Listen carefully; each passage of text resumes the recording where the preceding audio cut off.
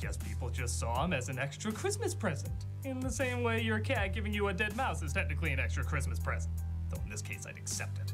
People started to get pissed because these movies would keep popping up, obviously having little to no effort thrown in, and yet still make enough money that their shit obnoxious faces would show up all over the place.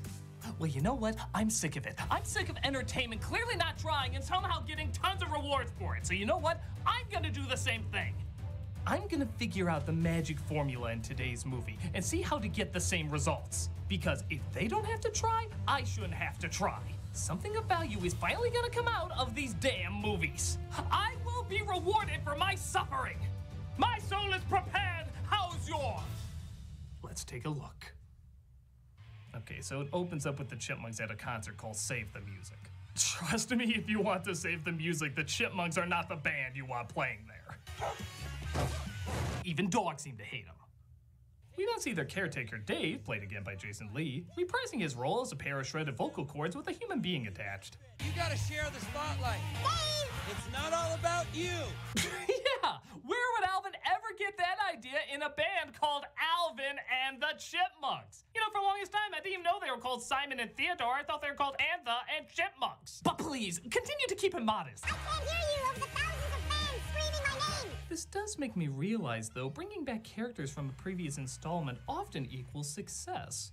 Well, that's what I'm gonna do. I'm going to bring back characters from a previous review. Bring in the all-girls! Come on in, ladies. If your awkward remembrance can help my fortune, all the better. You got it, critic. Setting adorable letters to irritating. Let's do this. So Dave is taken down by a clumsy cardboard cutout. Sounds like a metaphor for Lee's career to me. And he's left out of most of the movie. Okay, off you go. Wait, that's it? Yeah, apparently it's better to remind people you exist and then totally terminate you from the project. But we barely did anything. And that's what's gonna make us tons of money. Now, off you go, off you go. Out, out, out. Get out, out, out. To the couch of underused cameos. Hey, weren't you in the Spy Kids 3D review? Doesn't count. I hear that.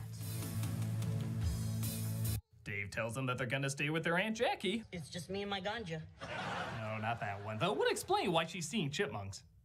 No, this character is similar to Miss Miller from the cartoon, though it's not Miss Miller from the cartoon because that means someone who made this movie would have had to actually watch the cartoon. Let's have a hug first. Get over here, you old teddy bear! I'm not really much of a hugger. It's okay, that wasn't really much of a joke. But, okay, I'm catching on. Aunt Jackie is going to be the new caretaker, and there's of course going to be some comedic adjustments. All right then, I introduce you to Granny Tammy. Say hi, Tammy. Hi, Sonny, what's cooking?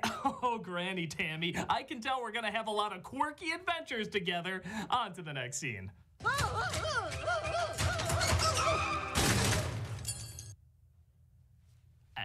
Okay.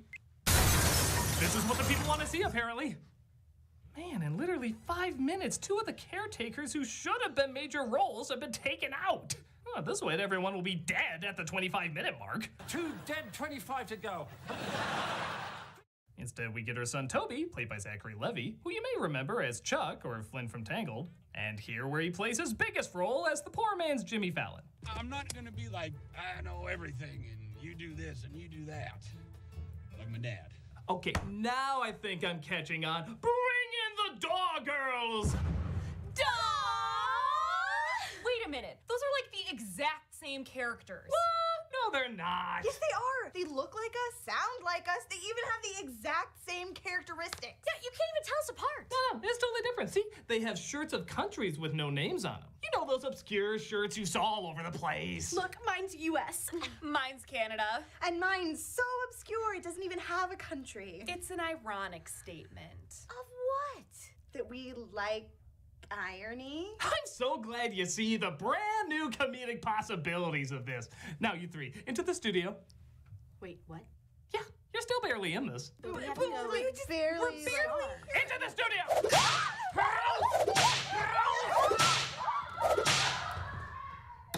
It's so hard to make a family franchise. So they partake in all sorts of comedic gold, like singing Staying Alive, except making it about cheese balls. You can tell by the way I use my walk, I'm a cheese cheese balls, man. No time to talk. Because somebody finally saw the comedic possibilities in that!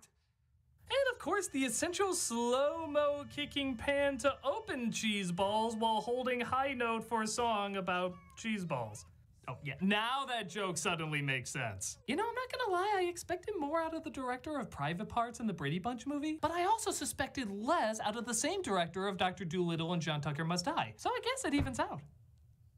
But fear not, literally 42 seconds later, they sing another pointless rendition of a musical hit. You spin me right around, baby, right around, like a record, baby, right around. Yeah. Why don't you just sing what it really is, guys? You're a flimsy pretext for another rendition of a classic song gone wrong. Do you know what Dave would say if he were here right now? I think realistically, he's probably shouting, "Paycheck!" Speaking of which, how you doing over there, all girls? That's the spirit. It also looks like Toby has a cat that he talked about earlier. And look, a few scenes later, there he is. Okay, a cuddly pet side character, always a big moneymaker. I give you Mr. Yama the Llama. Aww. Let the hijinks ensue. I treated you good. Hey, I don't follow it. I'm just doing what they're doing. But the film tries to punish you further by taking the one funny element from the last film, David Cross, and suck out anything that made him enjoyable. I lost everything, and it's all because of them. I will get you, chipmunks. Again, I'm pretty sure that's an exact quote from him from Chipwrecked. But he's not the only one who gets chipped off in this movie. The Chipettes enter the film in their birthday suits. How do these flicks not have censor bars? Don't you know the 90s gave cartoon animals private parts? But what sucks most is they got some really funny voice talent behind them. Amy Poehler, Anna Faris, and Christina Applegate. These are all very funny people who are given very unfunny things to do. I'm Brittany, and this is my sister Eleanor. And I'm their sister Jeanette. Although I feel more like an Olivia, or sometimes anyway, we're the Chipettes. I haven't seen such a wasted Anna Faris performance since... Okay, a lot, but that Keanu cameo was pretty funny. What makes it even stranger is that they have almost the exact same voice as the Chipmunks. They're, I dare even say, the exact same character. Just given the Tumblr treatment. Mr. Hawk? That voice, I can't get it out of my head. This trope, of course, goes back a long ways of incorporating a gender swap of a famous character, or characters. And apparently, it still equals gold. Well, they're not the only ones who can exploit that. Chester, duh! Are you aware that there's 3 strange ladies with confusing shirts in there? Never mind all that. We are going to explore Doe's backstory. Ooh, that's exciting. Finally, the bum mythos will be revealed. Oh, wait. Let me just see what they do with it in the movie. Tell me a little something about yourselves. We grew up in a small town, population 300. Fascinating. Great. Impress me. Yeah, okay, I guess we don't need to know your backstory. Oh. Come on, it's like how Baze and the blind guy know each other in Rogue One. They work together. That means we immediately know everything about them. I think that's more how they met each other rather than how they knew each other. Exact same thing. All we need now are some dance numbers. Go! Yeah, on second thought, the movie seems tired with that too. Now it's about Alvin the Chipmunks trying to blend into high school. So, go to school, I guess, while performing some musical sequences. I guess going to dance school could kill 2 birds with 1 stone. But be prepared to change your motivations on a whim. That's what makes the big bucks. Isn't that more how it makes the little rodents? That's good. Keep making bad jokes like that. That apparently makes a lot of money too. Okay, we got a lot more of those. Come on. So, just as Cross is amazed that 2 trios of talking chipmunks came to him to start a music career and both of them seem to look and act identical to each other. I mean, like, stars fucking align! That's pretty amazing! It's abandoned to see how Alvin and the gang are getting along in high school. Look what I can do.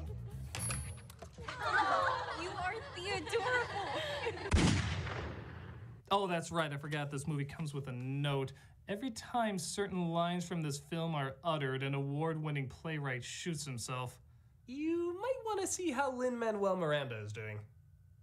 But one of the jocks is jealous of their popularity. Girls, please. Private conference. We will, of course, obey because, I don't know, chicks? They, of course, don't get along, forcing the chipmunks to fight back. Little fatty. He tickles when I poke him. Okay.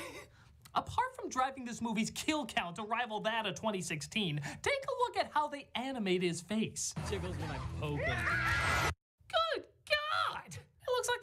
faster to the next film. Chip ceased. This gets him a trip to the principal's office. I should suspend all three of you. Please do.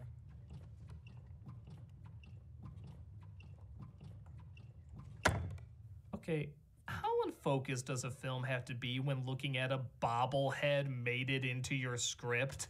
She says I should suspend you. He says please do. Oh crap, I just wrote that into the script. Ah, what do I care? It's Alvin and the Chipmunks. But of course, violence towards others is fine as long as the principal is a fan of your work. I just cannot believe that you're actually sitting in my office. I have all of your CDs. Promise me that you won't say anything. If the faculty ever found out about this, I could... The higher-ups don't take well to furry pedophiles. Nah, I mean, just a fan. So she tells him there's a music competition where the winner gets $25,000 that they can use to save their music program.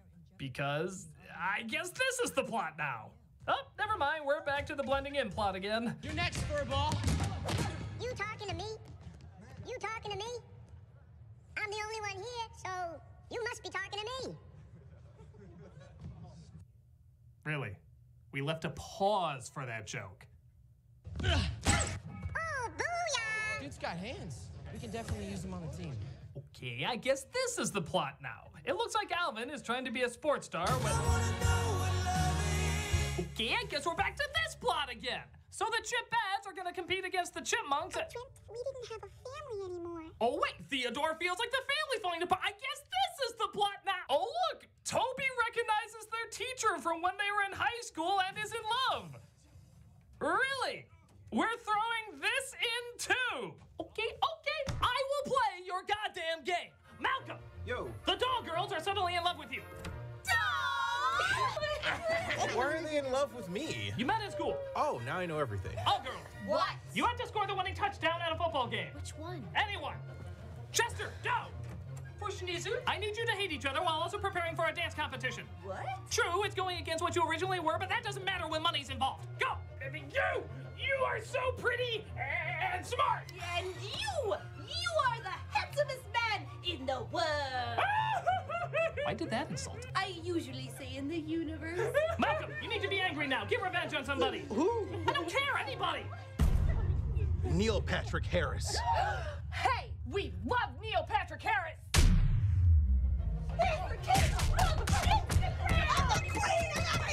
Critic, what should I do with this ball from the team, the 49ERS? Hey, look at that. You need to settle your differences in a dance-off. All right, river dance. Oh, did you say a dance-off? No, we're onto something different. Oh, but we got a perfect dance instructor.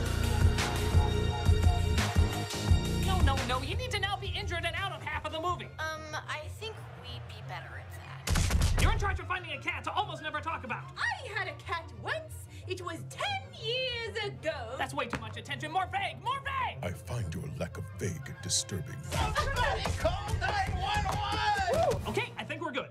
We have about 5 to 10 cliche plots to confuse people into thinking we know what we're doing. Now, off to your bunches of stories. Oh, are you sure I can't be somebody's father? Beat it! With pleasure.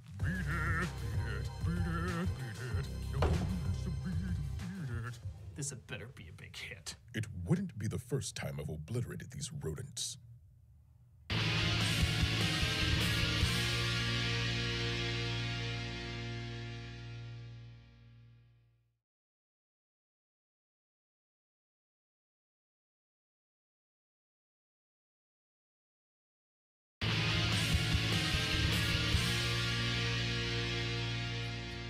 So the Chipettes are teamed against the Chipmunks in a school competition. You have the only other singing chipmunks in the world, ass face, and you're putting them in a school competition.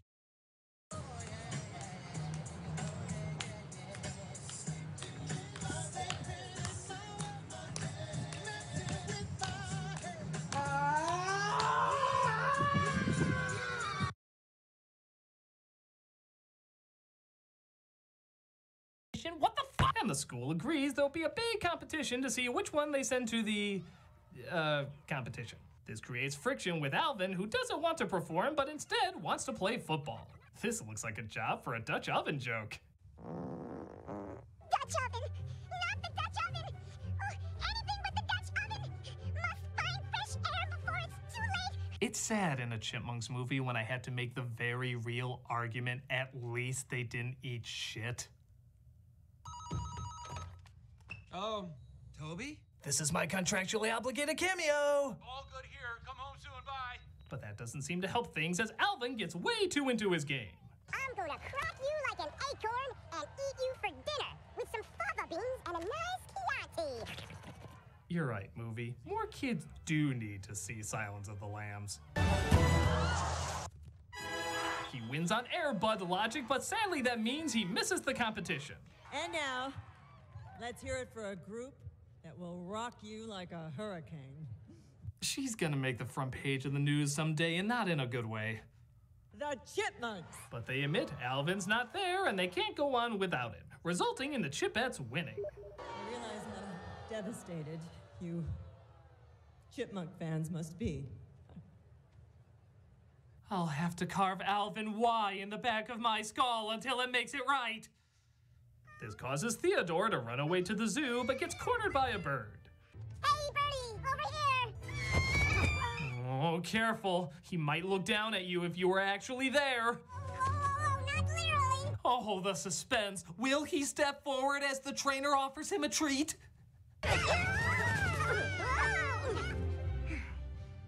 Guys, that was huge. Well, if by huge, you mean not huge. Interested?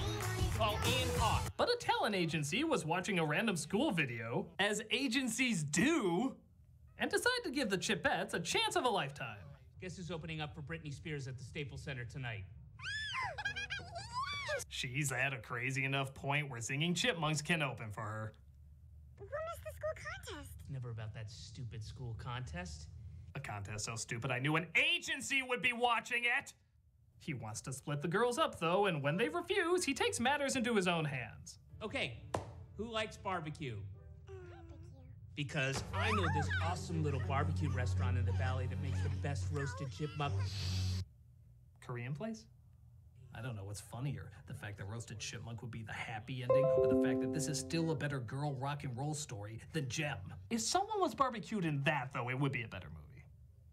The school competition goes on, though, with their opening act that honestly should win. I know Talking Chipmunks are amazing, but when you look past that, these guys really are better. But Alvin and the gang find out about the Chipettes and try to save them. Except in the first film, when the Chipmunks were in a cage and they skipped the lame, pointless climax, this time we get the lame, pointless climax. Oh, yep, fucking pee. Ian, in the words of McDonald's, you're fired! Yes, those will be the most memorable words that we ever take away from the Donald. I suppose when you think about it, how is he tweeting about me already? I'm not even done with the joke. They say they can make it back to the school competition in time with their good friend, Digger. I'm gonna get a little help from my friend, Digger! Roger that, Alvin! Look out! Whoa! Feels like I'm back at the racetrack. Don't make me do it. Please, God, don't make me do it. Who's Digger? Digger is a character from NASCAR when shown on the Fox network. How dare you make me look up NASCAR, you monsters! Cross chases him down with a toy helicopter, because a toy NASCAR would have been too obvious, as they tried to get the remote out of his hands. I'm going for it! Grab my ankles! I got it! I got it! Way to go, Jen! Nice work, Jeanette! Good going, Jen! Because of course! This was Jeanette's story the whole time! How friggin' obvious! Here, I thought maybe, just maybe, it was about the concert, the football game, going to school, parenting, working together, egos, Toby's girlfriend, jealousy, fitting in, family values, or trusting your heart. But no!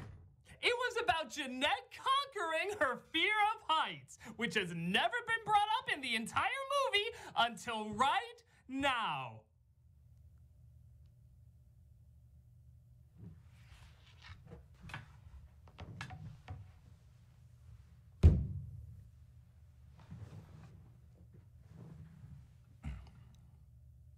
So they get to the concert at the school and perform. I bring you the Chipettes and the Chipmunks! But we haven't had any time to rehearse. Okay.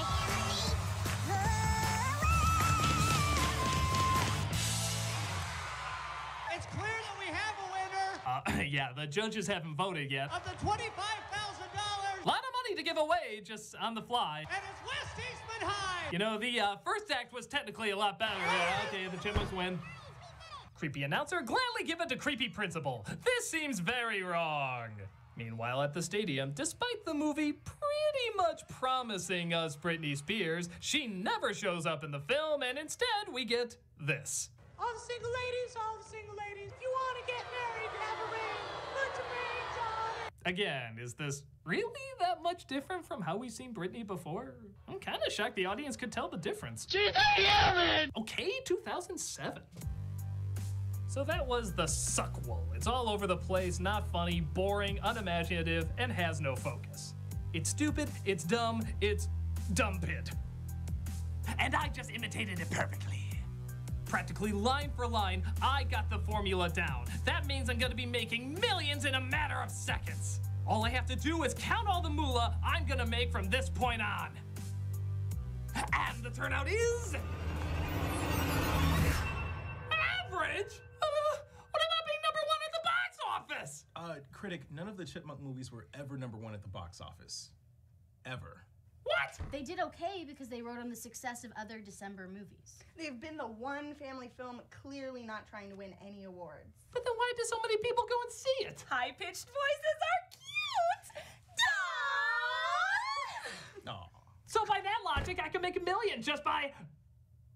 Quid pro quo. I tell you things, you tell me things. Yes or no, Clarice? Go ahead. You know, the movie was right. More kids do need to see this film. And now they will because you put it in the kids section on Netflix. The significance of the moth is changed.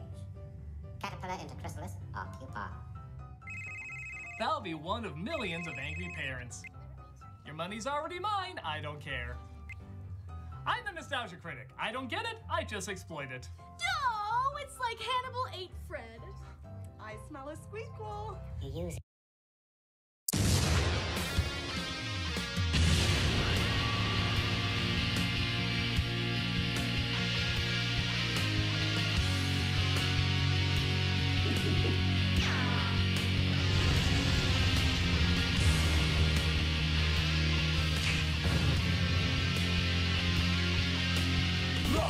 Done.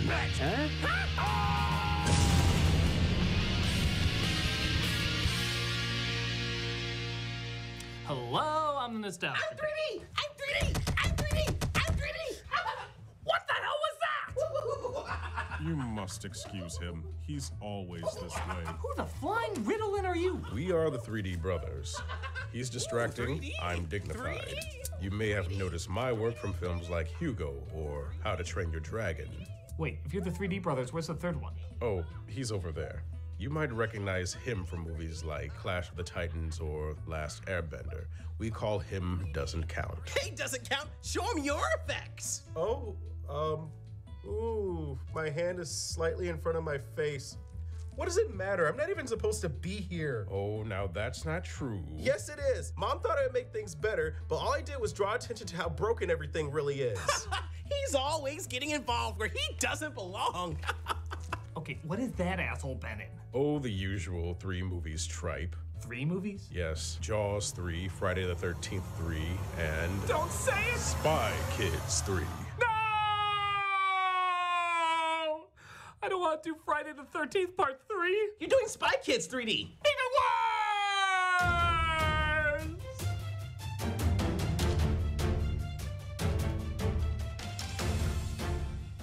Time to rip into one of the most awesome, hands-on, coolest directors yet again. Why do you make me do this to you?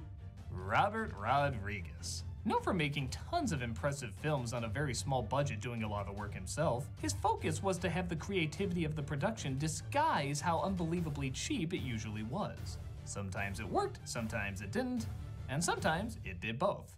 This is the case with the Spy Kids trilogy +1. The first film was so enjoyably bizarre but visually funny that it was easy to overlook some of the more awkward moments. The sequel is when it started to wear off, combining genuinely smart and funny moments with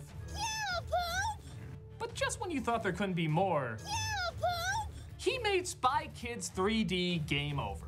To its credit, this is one of the movies that brought 3D back into the limelight as a profitable idea. The only problem is it's used as a more exploitive gimmick than God is to PureFlix.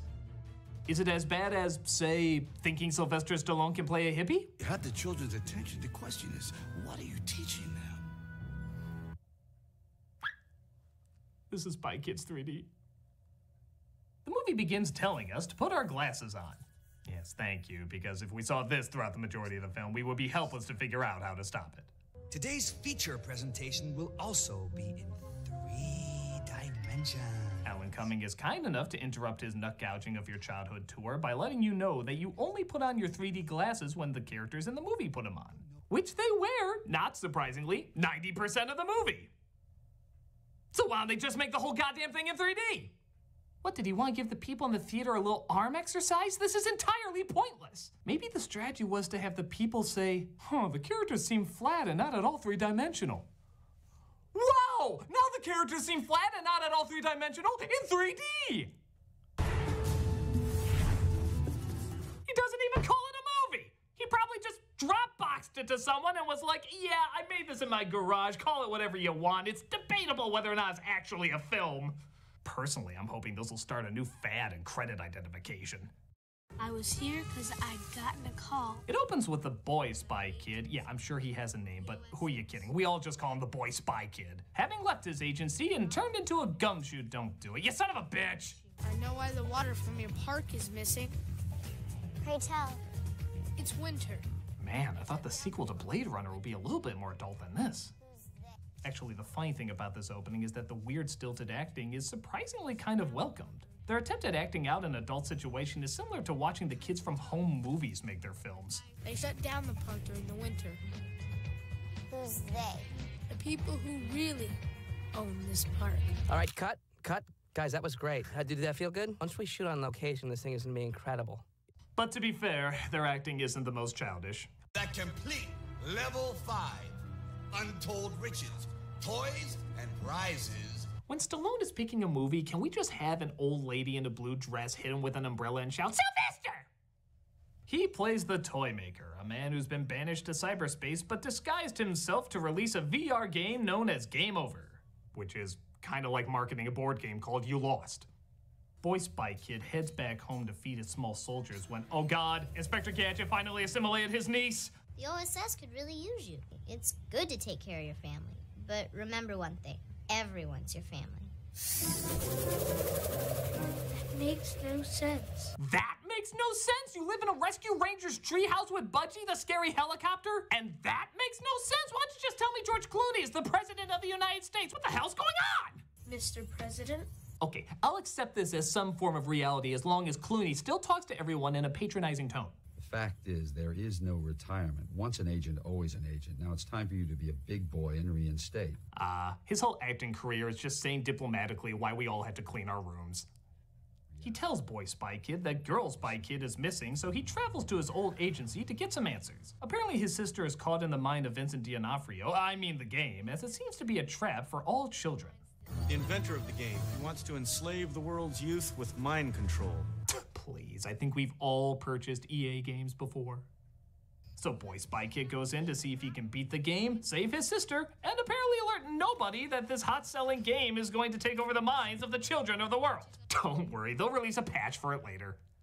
And if you're wondering what the evil backstory behind the Toy Maker is, so is the movie. The Toy Maker hates us for imprisoning him in cyberspace all these years. What made you do that? Who knows? It was years ago. We don't keep good records. We're not even really sure why we hated Saddam Hussein. We think it had something to do with his ugly mustache. Oh look, he put his glasses on. Well, that means you better put your glasses on. Oh wait, this Blu-ray doesn't come with any? Well, just enjoy this thorough slapping of your eyes for an hour and a half. He ends up in Hieronymus Bosch's Toontown, where I swear he tries to excuse the lame effects from here on out. Computer generated. Yeah, it's kind of like in Roger Rabbit turning to the camera and saying, we couldn't get a real rabbit. We just wanted to emphasize how disappointing that is. And of course, the 3D gimmicks start right away.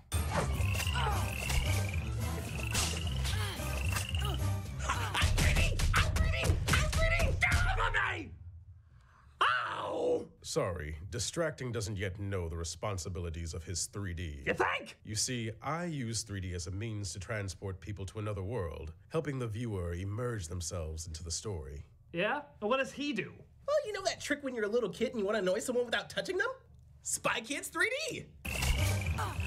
Does this annoy you? Does this annoy you? I'm not touching you! Does this annoy you? Does this annoy you? I'm not touching you! Why, that's inspired me. Yeah? Yeah, to let this bullet touch you instead of my fist. Uh-oh! Does this annoy you? Does this annoy you? I'm not touching you! So he has to outsmart some terrifying enemies who look more like the mascot of several math games as he's transported to Mario Maker where he finds some testers of the game. How can I offer service? I'm Rez. Hi, Rez. Now, about saving Wait, movie, bring that joke to me. Come on, spit spot, young man. Hi, Rez. You really thought you could slip that terrible joke by us because you said it really fast? Go to the corner for painfully pushed puns! I'm more of an abstract visual gag. I just didn't want to move.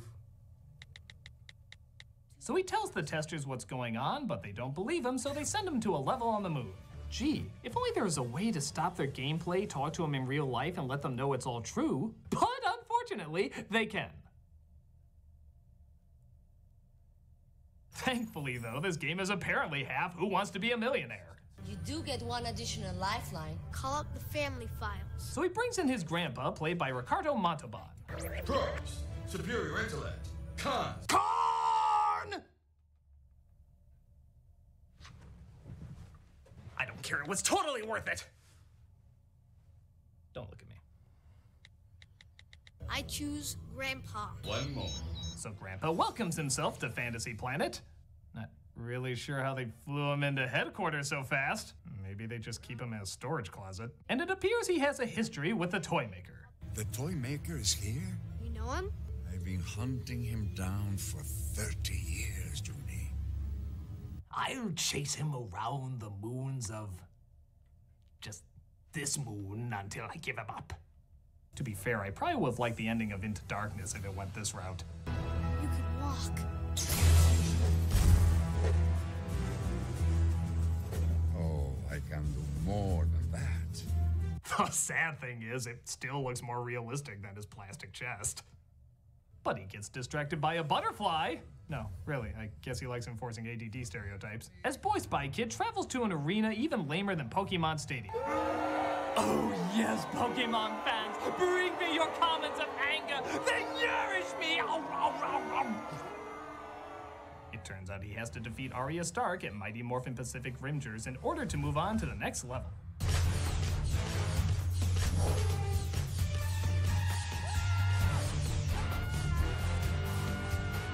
I'll give Rodriguez this. These must be the greatest movies to work on if you're a child actor. What do I do? Just lay down. What do I do? Just move your arms slightly. You're gonna make me look cool, right? Even though you're not moving a single solitary muscle, I'm gonna make you look like the most badass fighter in the world. Now, Stephen Hawking, get in your ninja outfit. He beats her just in time to see Sylvester Stallone play a wide variety of characters. Because if there's anyone I trust who can play a wide variety of characters, it's Sylvester Stallone. What I want, what we want. What do we want? Time on this planet is over. It belongs now to our youth. Not if we control their minds. Oh, we could, like, start the world over again and cure it of its diseases. Wow. I haven't seen someone so dedicated to playing such a wide range of roles since Adam Sandler did a high squeaky voice next to another Adam Sandler doing a high squeaky voice. Hell, even Stallone comments on how he forgets he's talking to himself. Who are you people? Yeah, you. I forget the extent of my programming powers from time to time, and for a moment, I actually believed that you existed. Yeah. What other ways do you think Stallone fools Stallone?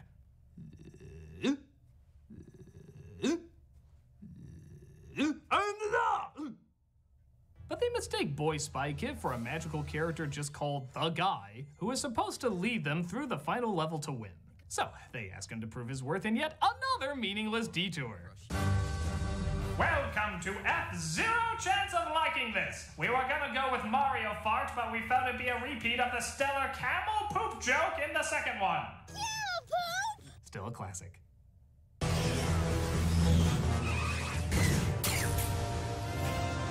Until Captain America Civil War, these would be the most impressive action effects ever put on screen. Maybe Food Fight comes a close second.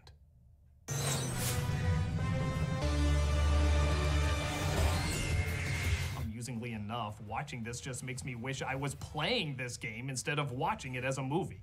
So, it's basically every bad video game film, except I don't have the good game that goes along with it. Never have we seen someone sit, lay down, and slightly wiggle with the world moving around them in such badass glory. What am I talking about? These are the characteristics of a real gamer. I have to go talk to my grandfather. To who? I mean, I must confer with the wizard of Atari, Sega, Nintendo. Yeah, young people clearly wouldn't recognize those terms. Hey, have you heard of this new invention called ice cream? Now they think I'm some important guy who's going to win the game for them. For our purposes, that's very good. They can lead us to level 4 more quickly. Christ, even when he's trying to sound friendly, he still sounds like he's gonna torpedo someone's ass. Oh, Juni, I don't plan on letting go anywhere. Don't you know the ancient Klingon proverb that says, camel poop? We'll talk about this later. Of course, after you tell me where the hell I just went. Want to beam up?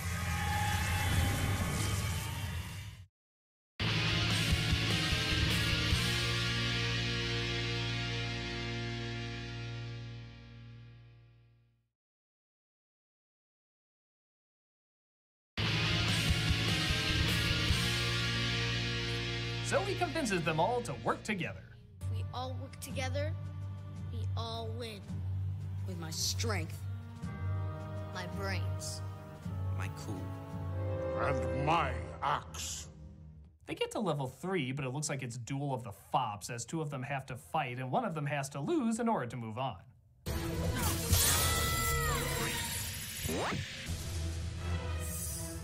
Is that a look of anguish, or does she really have to pee? I've had to go number 1 ever since level 2, and trust me, you don't want to see that in 3D! But she can't hold it in any longer, and she switches spots in order to keep him in the game. Hey, it's been a few minutes. Time for another creepy speech from Montalban. You are causing so much pain. And only I can stop you. You know, I think this whole movie was just a dare by Quentin Tarantino to see if Rodriguez could get Montalban to be passionately angry at a butterfly. I bet Tarantino just photoshopped this image and was like, I dare you to make a story behind this. They make it to level 4, which means boy Spy Kid meets up with Spy college student, as the toy maker lets her help the team to make the game more interesting. Yeah, how unrealistic is that? Oh, not the villain letting her go. I mean male gamers actually following a girl gamer. Like they would ever let that happen. We're going to Lava Mountain. We are? We're following the guy. Now this feels more realistic. But they're attacked by uncolored Happy Meal toys and they floor it out of there. Wait, what's worse? Amazing how much it looks like he's running, isn't it? Clearly CGing him was much more practical than actually having him run? Did everybody just film this movie lying on a yoga mat? So they swim into the lava and make their way into Mount Doom. There they run into Frodo Baggins, who will vanquish the evil. Holy shit, I was just kidding! I guess ties to the faculty form their own fellowship. If we join together in battle as one. He reveals that he is in fact the guy, and that he will lead them to victory. Only to be killed 2 seconds later. Oops. Dude, he wasn't even around long enough for me to make a 3D wood joke.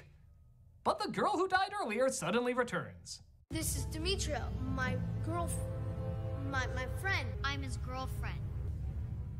Typical Hollywood romance. You barely know each other, you mostly fight, and suddenly you declare your love for each other. She set you up, Judy. Well, I'm glad you're right, or else you totally would have decapitated that kid. She's a phony! She was programmed to do that. But it turns out she still loves him, so she sacrifices her non-existing self to save him. So it's kind of like when you abandon Yoshi. You kind of feel bad, but do you? They go back to the real world, but it looks like the toy maker has been freed and is starting to take over. To settle the score for imprisoning me. All I wanted to do was right the wrongs. You know, I think the way Rodriguez gets half of these people is he just has them Skype their lines. Clooney, can you webcam yourself against the green screen? Yeah, sure. Stallone, can you FaceTime yourself in half the costumes from Staying Alive? You got it, pal. Banderas, can you put on your Halloween costume from last year and just wave your arms in front of a wall? Any wall, it really doesn't matter. Si, senor. Bill Paxton, can you... Somebody ring the Dinkster! Steve Buscemi, can you just run out in the middle of the street so I can put you on a giant flying pig? Strangely enough, that's not the weirdest thing I've been asked to do. I can see why this was called a digital file, because all the footage was emailed to him in that format. Where was I? Oh yeah, giant robot monkeys that you can only see if you put your magic glasses on. That really needs to be much cooler than what I'm seeing here. But Montalban goes inside the robot head of Tim Allen and confronts Stallone simply to say he forgives him for putting him in a wheelchair years ago. This causes Stallone to turn off all the machines, crashing his robot with the two of them still inside into the ground.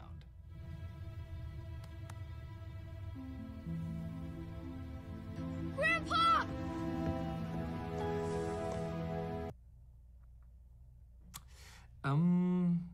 No. Just no. 101 Dalmatians of no. Yeah, let's say Ricardo's here and Stallone's here. There's no way. Dead instantly. Their bones would be dice in a Yahtzee cup. You wouldn't even recognize their remains. How would he even get the wheelchair on top of that thing? Let me see if it's any better with this. Nope, it's still no! But it's okay because everyone learns the true meaning of family. And that excuses 100% of everything. To family. To family. To family. To family. To family. To jail! You online terrorists of destruction! By God, you're getting the chair! Spy Kids 3D is slightly imaginative at times, but mostly just dull.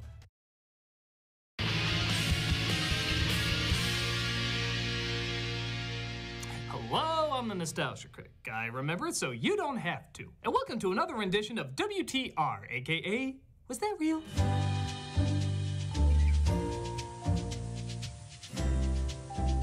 This is where we look at TV that was forgotten by some but remembered by others for just how strange they were. With that said, we all love Dr. Seuss's timeless characters of The Cat in the Hat and The Grinch. So much so that some people even watch this bullshit. But did you know there was a time when they actually did a crossover? It's gone by a couple names over the years. The Grinch Grinches The Cat in the Hat, The Cat in the Hat Gets Grinched, which both sound like children's intros to sexual harassment. But what everyone called it when I was growing up was The Grinch versus The Cat in the Hat. Because really, that's what it is. It's two popular characters in the same universe finally meeting up and, well, surviving each other. This seems kind of strange for Dr. Seuss, who didn't really do crossover battles. That kind of stuff would usually be associated with something like, say, a Marvel production. Well, funny you should think that, because this actually was made by Marvel Productions. Yeah, soon the Lorax and Sam I Am are gonna fight over the warring nations of the Sneetches and the Who's, with a cameo by Spider-Man we've all been waiting for. This was advertised everywhere when it came on TV, and to its credit, it's really not a bad idea. It's kind of like Batman vs. Superman. Yeah, you're funny. There you go. Where there's two seemingly opposite protagonists who also seem to have a lot in common. Both are agents of anarchy. They like to disrupt the status quo and take people out of their comfort zones. The reasons, though, is what makes them enemies. One does it to lighten the mood and open up possibilities, while the other does it to ruin the mood and limit possibilities. Even the lessons have a different spin. With the Cat in the Hat, he's the one dispensing the moral. With the Grinch, he's the one learning the moral. So it seems like there was just enough in common and just enough different to make this really, really good, right? Well, as much as I've praised Seuss in the past, even I have to admit not everything was perfect. Nothing was awful, but some ideas were better as just that, ideas. And for what it's worth, this does seem to have a lot of ideas, especially for kids. It just didn't seem to have a lot of focus. Again, a tough combination as Cat in the Hat was a somewhat random and archaic story where Grinch had a very solid beginning, middle, and end, which makes this a very tricky combination. The Grinch as well was already used twice, with a Halloween special after the Christmas debut. but didn't exactly get the strongest reaction. So it was tough to figure out if he could work in other tales outside of his first one. The story? The Grinch wakes to the voice of the Schmucker's Jelly Guy describing the morning. Never before had this nasty old guy leapt out of his bed with a smile in his eye and whistled, hello. Well, I could kill kids with a pitchfork and you'd still love my voice. However, the Grinch goes back to his evil ways when his mirror yells at him. I see nothing to whistle about. Yeah, like I said, kind of odd. Mirror convinces him to go out and cause trouble. And this is where he literally bumps into the Cat in the Hat, who makes the apparent mistake of calling him Greenface. Any inconvenientalities that I may have caused you, Mr. Greenface? Mr. Greenface? That is our word.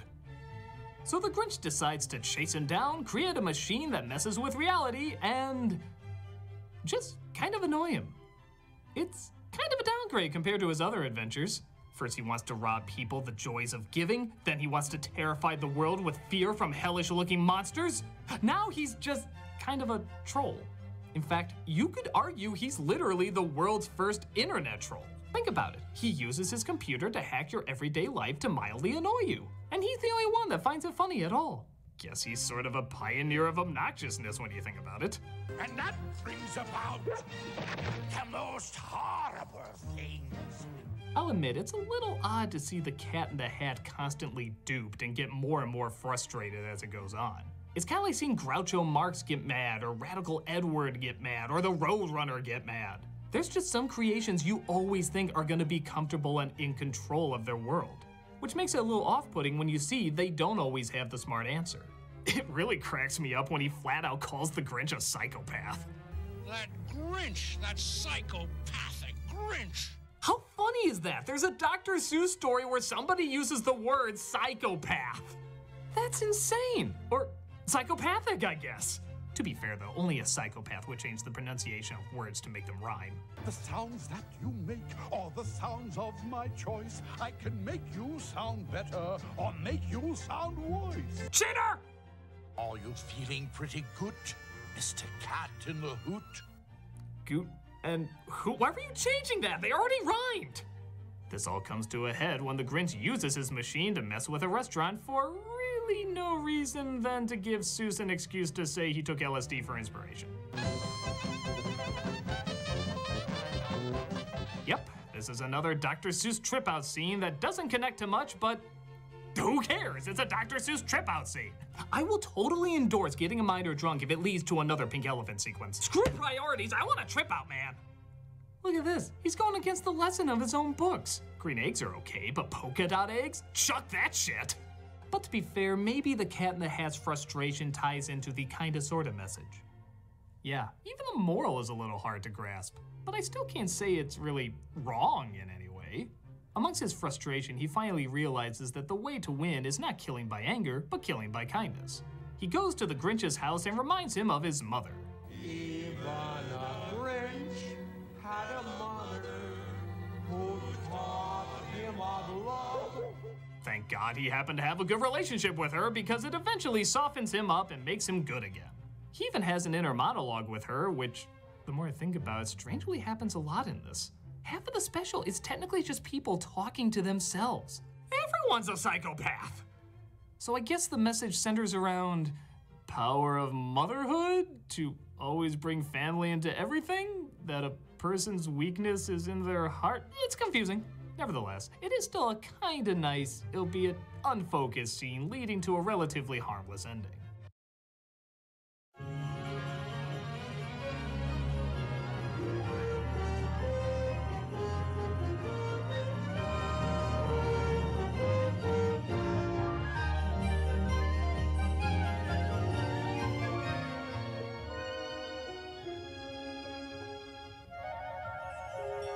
Everyone on the internet was in love with the Grinch. When asked if they enjoyed it, they'd say yes in a pinch. Jim Carrey's so funny, and Ron Howard's a gem, and this holiday classic is perfect for them. Yes, the film seemed to make so many people happy, but the grump of Channel Awesome found it all crappy. He hated the Grinch every part of the movie. Please don't ask why, we're not sure how this could be. It could be his head wasn't screwed on just right, or perhaps it could be that his shoes were too tight. Why would shoes affect how I feel about something? I don't get that. But the most likely reason of all, I should think, is the Grump thought his brain was 2 sizes too big. But whatever the reason you might want to pick, the Grump spent his time hating the flick, staring down with a grumpy Grump frown. He never got what pleased all the people in town. Can't they see? Said the Grump. That the remake is crap? I'd rather get my nuts caught in a Lorax trap! P.S. That's gonna suck too. The jokes are atrocious. The lines make me weepy. They scare up the Grinch when the Who's are more creepy. The original's a classic. No fixing required. Whoever said this needs an update is a big fat fuck liar. Pop cultural references don't make a film work. Just makes you look like a big dumb lazy ass jerk. On top of that, who the hell made Dr. Seuss PG? PG? Oh, I see. Seuss was never child friendly. And the more the Grump thought how this movie could sting, the more the Grump thought, I must stop this whole thing! Why, for 11 damn years I put up with it now! I must stop Christmas from sucking. But how? And then the Grump got an idea, an awful idea. The Grump got a wonderful, awful idea. I know what to do! The Grump said, sitting tall. If I can't enjoy it, I'll ruin it for them all! A critique of this stinker is just what they need. I'll tell them the truth. My words must take heed! So come on, you pansies, let the bashing begin! Stop smoking that hoo hash and let us dive in. So this world we discover takes place on a flake. Trust me, I did him a favor, for God's sake.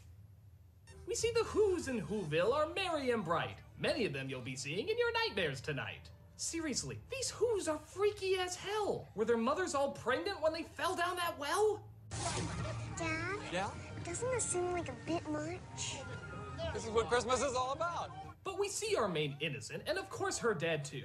This is Cindy Lou Who is no more than 2.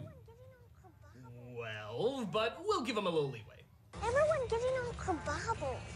Doesn't this seem superfluous? Good God, kid, did someone put your hair in a blender? It looks like the penis dude from the film Last Airbender.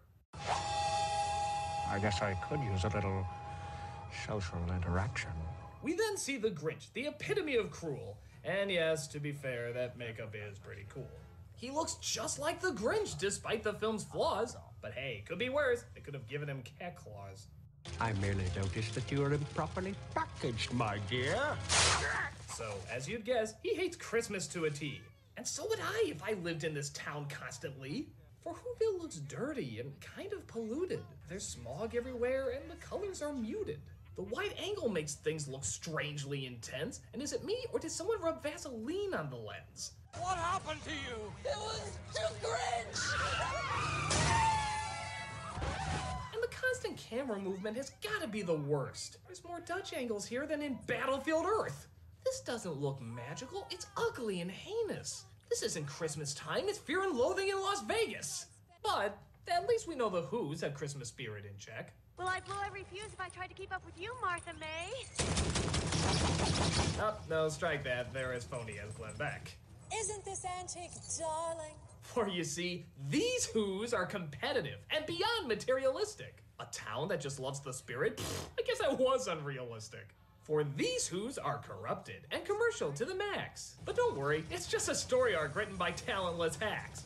Well, good night, Betty. And geez, is it me or are the decorations really bright? Is your house on fire, Claw? No, those are Christmas lights.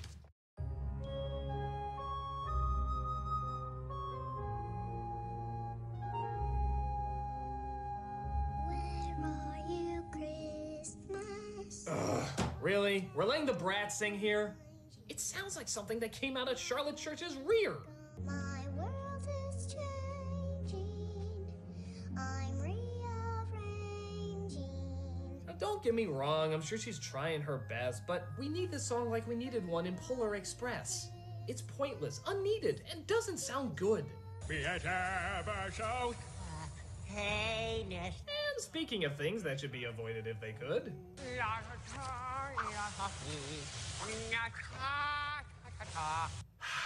I give Carrie credit. This role can't be easy. To act in green latex is probably not breezy. Hate, hate, hate, hate, hate, hate. Double hate. Loathe entirely. But God, is he annoying! I'm sorry, but it's true! Is there a law to how much mugging a single person can do? What if it's a cash bar? How dare they? All right, I'll go. But I'll be fashionably late. Just because you can make faces doesn't mean that you should. Can't you once say a line like a normal person would?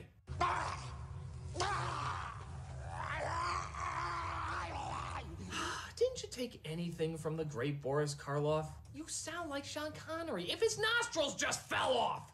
Those who's are hard to frazzle, Max, but we did our worst, and that's all that matters. Only on account of villainy. The little Cindy Lou wants to find out about him. If I was her, I'd avoid him at every single whim. Where did he come from? Oh, well, he came the way all babies come. Drift from the sky in their own tumbercellas. So we see the Grinch as a small little baby. That, or perhaps a young Gary Busey, maybe. As he grows up even older, and we see schools at hand. He looks like Gizmo if he was thrown in the washer with a green crayon. Although I hardly remember him, I didn't have time to socialize. I was far too busy with my studies. We see a girl who likes him. Guess she has a thing for green, too. You think that's weird? I know a chick who has a thing for blue. You don't have a chance with her. You're 8 years old and you have a beard. So the Grinch was made fun of for being so damn hairy. Boy, who'd have thought the guy from Passions would be more subtle than Jim Carrey? What a lovely family heirloom. So he makes her a gift out of all that he saved, but then he thinks that maybe he should give himself a shave. So he goes ahead and shaves his chin and leaves a couple nicks. And for some reason that gets the class laughing all like hicks. Is it me, or are the Who's just horrible creatures? They show us the true meaning of Christmas in this feature? Even the teacher is laughing. Dude, what's up with that? It's not that funny, lady. She's as contrived as those brats. I hate Christmas. I hate it.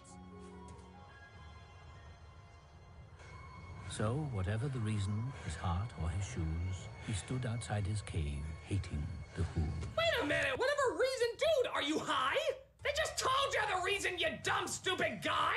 It's because he was mocked all the way from the start! What, did you just fall asleep at that part? So they look for a ringleader, a cheermeister, they say, to take on the role just before Christmas Day. The cheermeister is the one who deserves a backslap or a toast.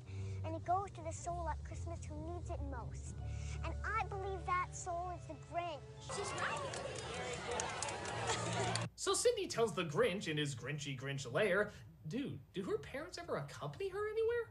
How dare you enter the Grinch's lair? The impudence, the audacity, the unmitigated gall. Another unmistakable sign of the heebie-jeebies. Now you're due. So if you're a strange person for one reason or another, who likes to watch men act like Snarf's deformed brother, then this scene's for you. I'm so filled with glee. Now please, never make eye contact with me.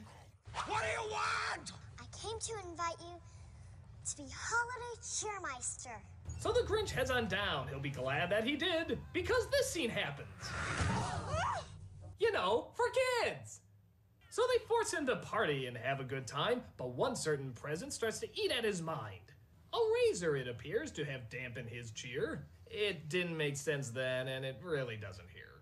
This whole Christmas season is stupid, stupid, stupid. Mistletoe. Now pucker up and kiss it, Whoville! Dr. Seuss would be proud. This is what he intended. Mistletoe butts for Mom to get offended. And Jim Carrey's range once again is in stock. Can you believe he used to talk from his ass? I'm shocked! So the Grinch goes crazy and starts attacking the folks. It's because I'm green, isn't it? Okay, that's a good joke. He takes all his antics and goes all the way. There's an explosion in The Grinch. Who directed this, Michael Bay?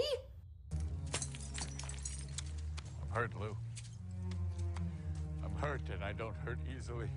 So he didn't steal Christmas, more assassinated it, when we finally get the plot that the writers had procrastinated. He wants to steal Christmas after Santa gets moving. Wait, Santa's in this movie? That's a little confusing. But no matter, he gets his stuff and starts to head down to visit the Sleeping Who's in their quiet little town.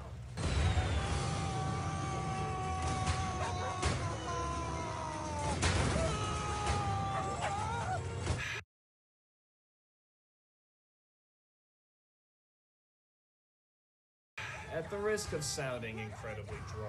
Oh, I can't help it. Do a barrel roll. So this stuff is actually pretty close to the book. Yeah, I know. I guess someone actually did take a look. Santa Claus, what are you doing with our tree? But you know, that old Grinch was so smart and so slick. And thankfully Cindy was as dumb as a brick. Santa, what's Christmas really about? Vengeance! I mean, presents. Then he patted her head, and he got her a drink, and he sent her to bed. But hey, she could still have some fun with me. I'll eat her liver with fava beans and a nice Chianti. Santa? What? Don't forget the Grinch. Odd, seeing how the Grinch is someone she knows, but it fooled her in the book, so I guess we'll let it go. But here's a scene I simply cannot let fly. It's when the Grinch sees the mayor's house and needs to drop by. Martha, have you ever kissed a man who lost his tonsils twice? No. Silly. Oh. But it's an experience that I've always longed for. Kiss me, you fool.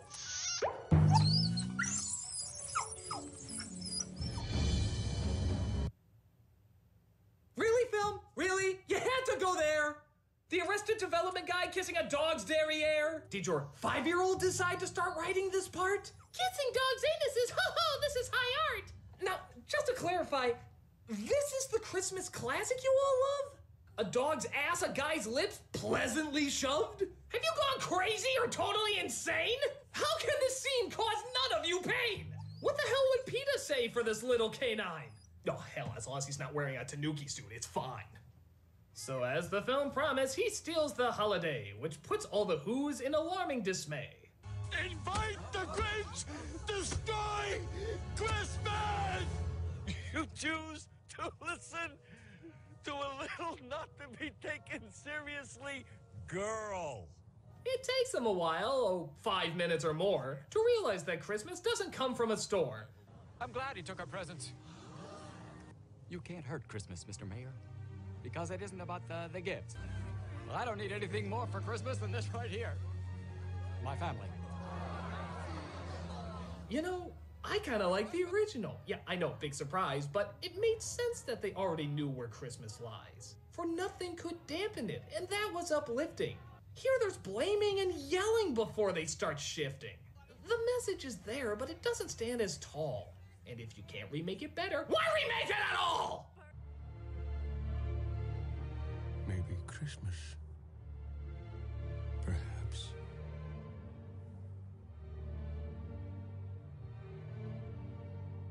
Means a little bit more.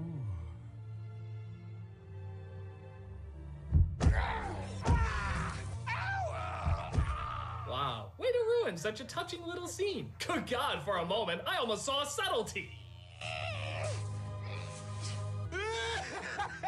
That's right, keep yelling, make faces like a whore. It's lasted the whole movie, we can take a bit more.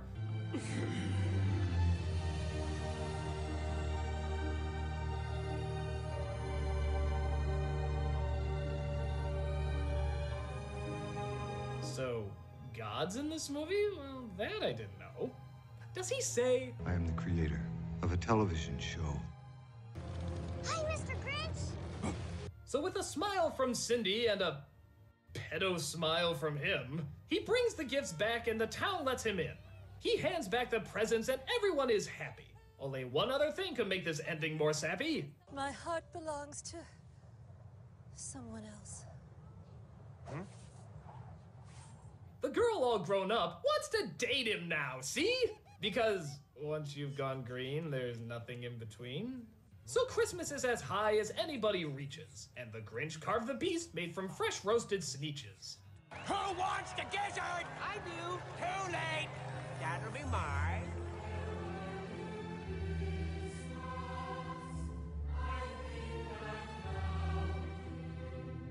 That's the film, oh my god, could it be any longer? I bet you're wondering what I would do to make it any stronger. Well, maybe you could shorten it by an hour or two, and maybe some bright colors for a friendlier view. A more subtle actor might be anticipated. And hey, you know what else? Why not make it animated? Yes, those are the changes that I would insist. Oh wait, we don't need to. It fucking exists! The original was fine. Spend your time watching that. Much better than this horrifying crap in a hat. It's downright unpleasant, unbearable, unfunny. Nothing in this movie seems colorful or sunny. It's not fun to look at. It's not fun to watch. How on earth did this classic get so goddamn botched? I really hate this movie, and you know what? So should you. I'm the nostalgia critic. I remember, so you don't have to. Ho ho! Said the grub, uploading his hit. They're finding right now that this movie is shit. They're watching right now. I know just what they'll do. Their mouths will hang open for a moment or two, and then they'll cry the genius of you know. Now those are reactions that I simply must read. He went to the comments to take a look and see. But the reactions he got didn't seem very sad. If anything, these reactions seemed rather glad.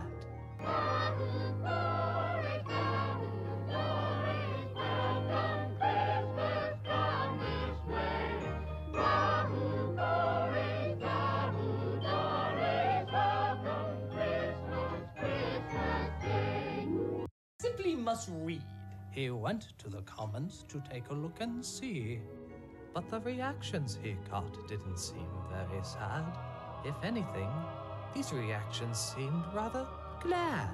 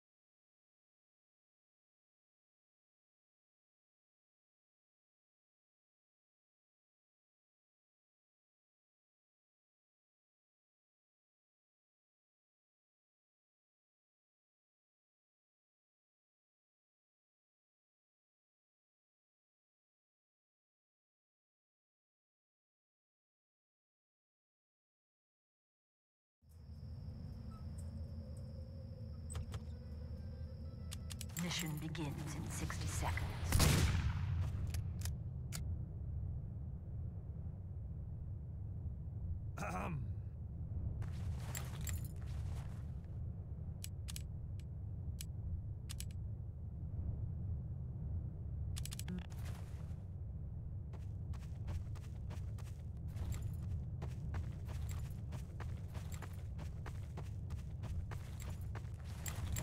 Mission begins in 30 seconds.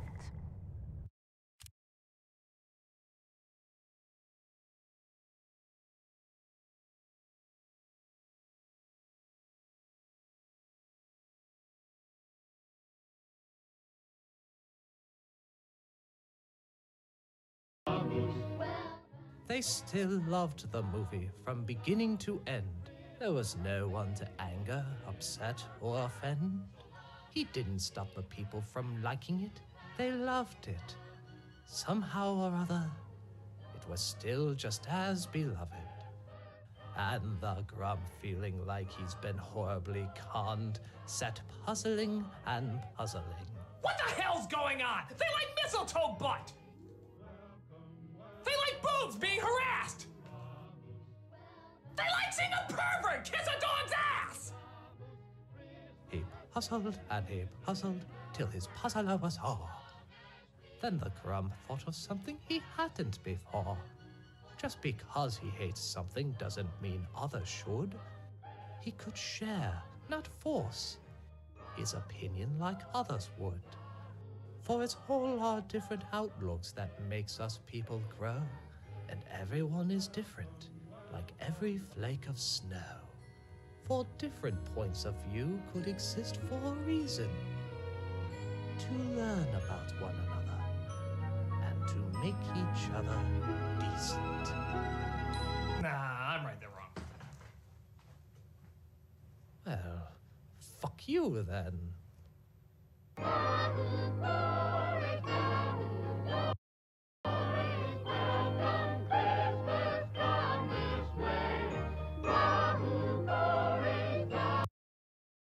Hello, I'm the Nostalgia Critic. I remember it so you don't have to. Well, as we come to the end of December, we look at our last Christmas movie. But Christmas is over! We come to our last Christmas movie, Santa Claus. Ah, the timeless tale with the tool man himself, Tim Allen. God, I can't wait to see this wonderful classic again. That's The Big Lebowski. What the fuck? Wait a minute, this isn't the Tim Allen movie. This is something completely different. What is this, from the 80s? What the hell am I watching? I'm sorry, I'm totally unfamiliar with this film. What else did this director make? Oh, great, that's fantastic! Once you directed Supergirl, you can't possibly direct a good movie after that! No good movie at all!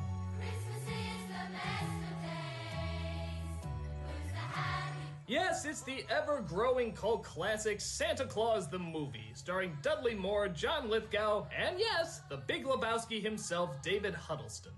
It's a strange, bizarre little film that promises to be odd and awkward all the way to the very end.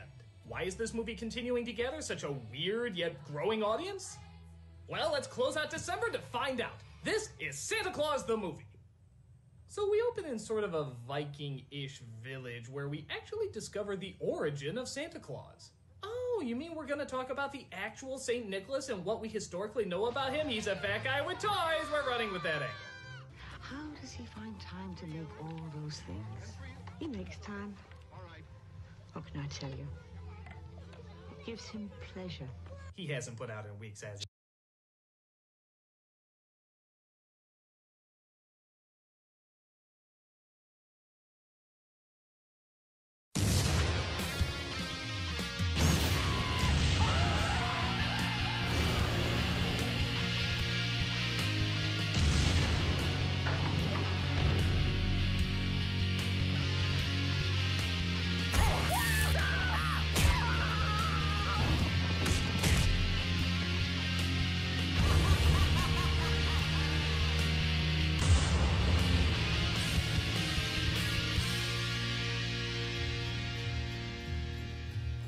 Hello, I'm the Nostalgia Critic. I remember it so you don't have to.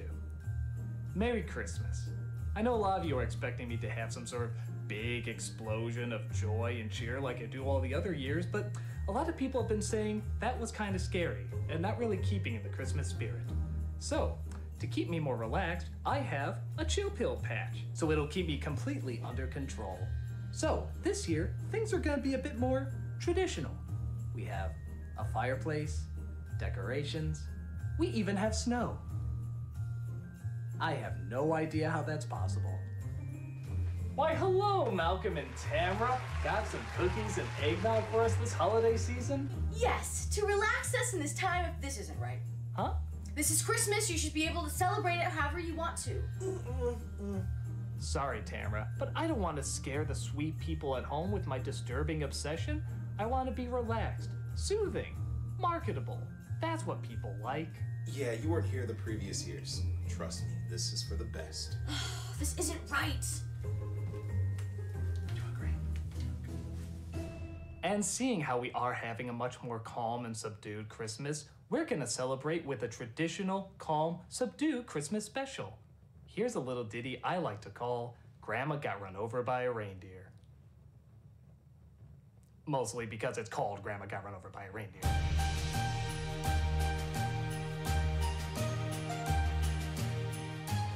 It only fits that a Christmas song you wish you never knew about would be given a Christmas special you wish you never knew about. Since its release in 2000, Grandma Got Run Over by a Reindeer has gotten a lot of talk as being one of the most memorably dumb holiday specials ever produced. And while it's not, say, Christmas tree bad, it is fascinating in some of the choices it makes. What are those choices, you may ask? Well, get ready for a cup of holiday awkwardness. This is Grandma Got Run Over by a Reindeer. The film opens with a narration by the singer of the song, Elmo Shropshire, sounding an awful lot like the opening of the Fabulous Secret Powers video. It's the Christmas season, a time for telling colorful holiday stories. Hi there, I'm Adam, Prince of Eternia. Of course, he sings the song while we watch our future roadkill walk to her enchanted hit and run. And honestly, I know I'm gonna sound really weird and perverted for saying it, but Grandma's kinda hot. Don't give me that! Okay, I swear I'm not into like 80-year-old women, but look at the way they drew her! Just take away 2 lines, change the hair, maybe lose the glasses. She's kind of a bombshell. I don't know what old women the director's been looking at, but are they single? You're thinking the same thing! But as for Grandpa, we believe. Grandma got run over by a reindeer, all right.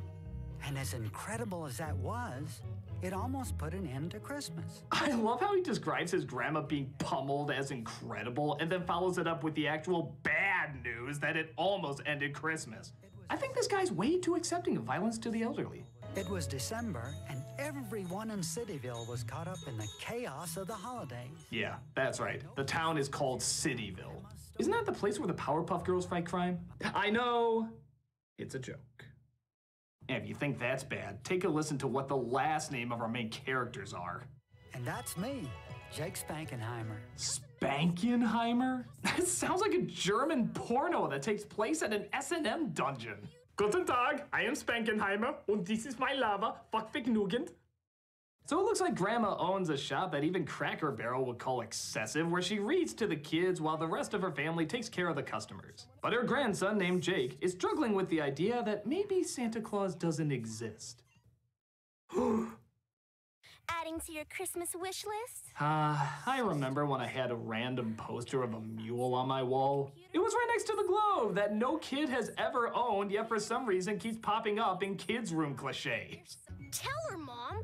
Santa Claus is real. Well, there is no easy answer. Historically, there was a Saint Nick who, with a loving heart, filled children's shoes with gifts of all sorts. So Santa today represents the true meaning of Christmas, giving to others. See, that's funny because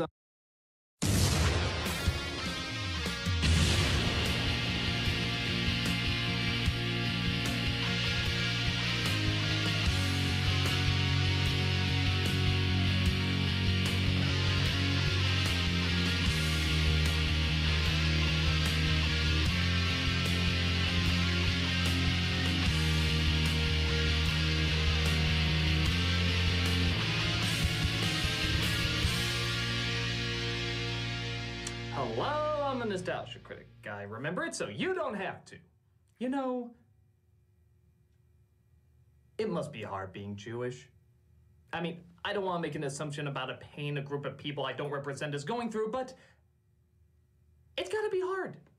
Not because of the years of oppression, not because there's still prejudiced jerk-offs out there, but because around the holidays, for all the well-known Christmas movies that exist, you only have one well-known Hanukkah movie. And sadly, it's brought to you by Beelzebub's foreskin himself, Adam Sandler.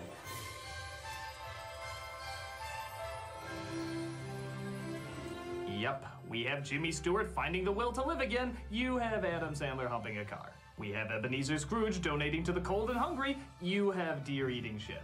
We have Charlie Brown realizing the importance of loving thy neighbor. You have Rob Schneider playing a stereotype so racist that Asians will be praying for the good old days of Mickey Rooney and squinty eyes and buck teeth. I never knew the hardships that your people had to go through. I never knew the turmoil that you had to get past. I never knew the pain that you were suffering through. Until I realized that this asshat is the cinematic face of your beloved holiday. I'm sorry. I'm just sorry. It especially sucks because it comes from a person who I think can be funny, and yet he constantly shits on the face of good comedy. Sandler can be entertaining, he's a good songwriter, a decent actor, and can even make a funny movie every once in a while. But why does he have to destroy the talents of good artists, clever performers, and a beautiful 2D animation department so desperate for a hit that they actually thought the guy who bombed Lil Nicky would be their salvation? People, I'm not gonna lie. This is a hard one.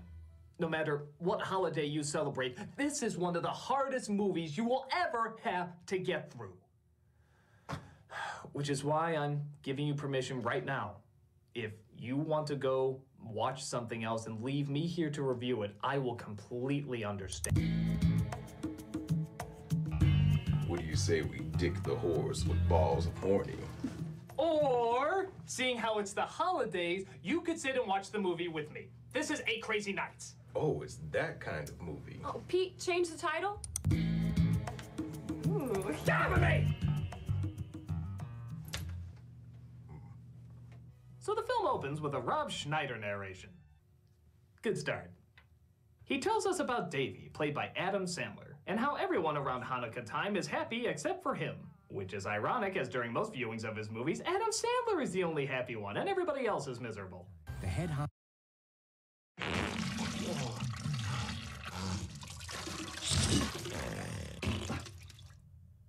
Hello, I'm the Nostalgia Critic. I remember it so you don't have to. Blue-related pun, I don't know. I just want to get this review over with.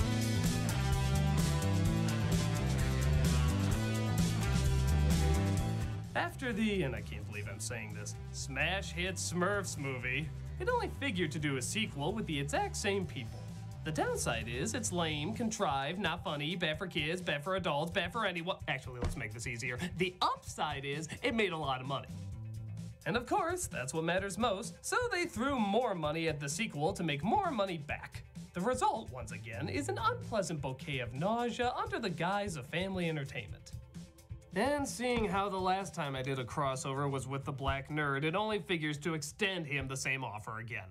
Hey, Black Nerd, how you doing? Hey, what up, homie? Yeah, man, put me down for 200 on the Patriots losing, all right?